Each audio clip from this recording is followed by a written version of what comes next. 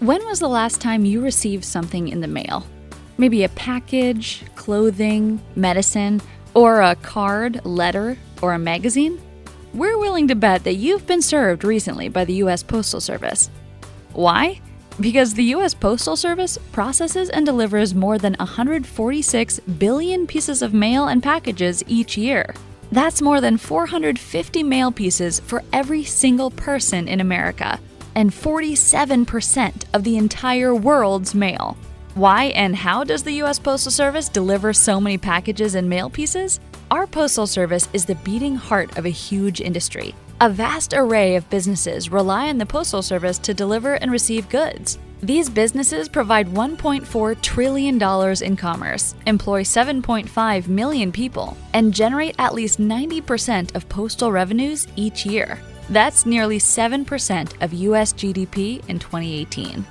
There's also an entire private sector supply chain supporting the postal industry, from the paper companies to the printers to the suppliers of hardware and software, to envelope and box manufacturers, to every type of mailer or shipper. There is a complete ecosystem of support for this complex set of businesses. That supply chain enables the Postal Service to mail and ship personal and business communications, as well as anything you order online or elsewhere to any location in the country.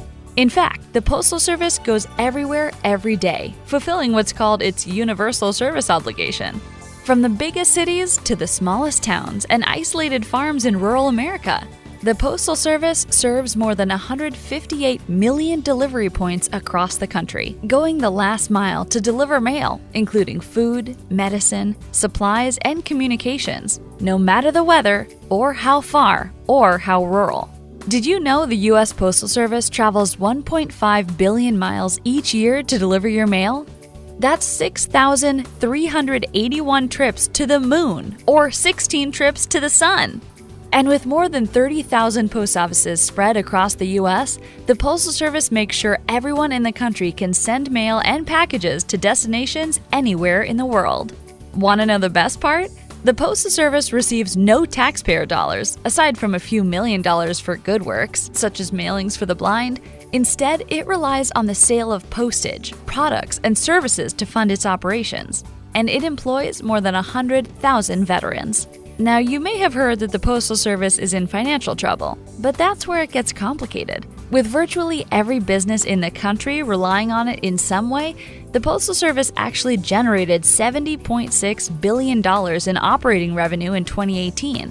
If it were a private sector company, the Postal Service would rank 40th in the Fortune 500. But the Postal Service is not a private company.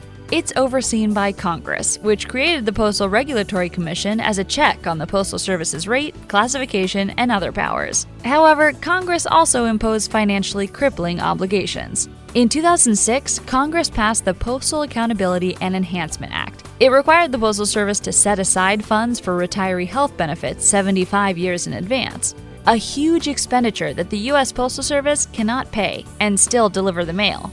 And it's something no other company or government entity is required to do. As a result, the Postal Service has defaulted on more than $43 billion in those pre-funded payments by the end of the 2018 fiscal year.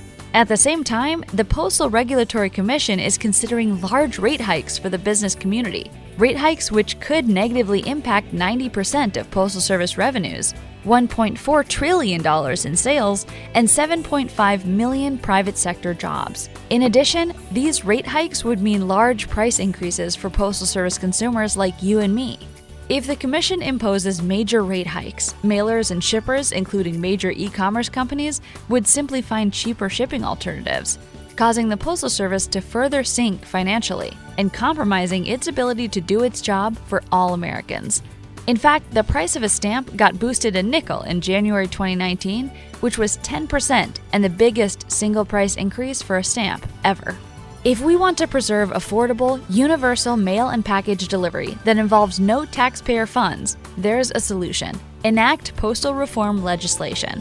A bipartisan proposal would remove tens of billions of dollars from the Postal Service's balance sheet, at no cost to taxpayers, restructuring the service's retiree benefits, making them more like the private sector and the rest of the federal government. and it would add a one-time responsible increase to postal rates that the industry and consumers can live with, provided it mitigates and does not add to any increase from the Postal Regulatory Commission. Postal reform legislation would immediately put the service and the private industry empowering it on firmer financial ground. Even more important, it would help fulfill our obligation and the necessity, especially for rural America, to make sure that neither snow, nor rain, nor heat, nor gloom of night will stay the U.S. Postal Service from doing its job. Visit 21stcenturypostal.org to learn more about postal reform and the industries that support and rely on the U.S. Postal Service.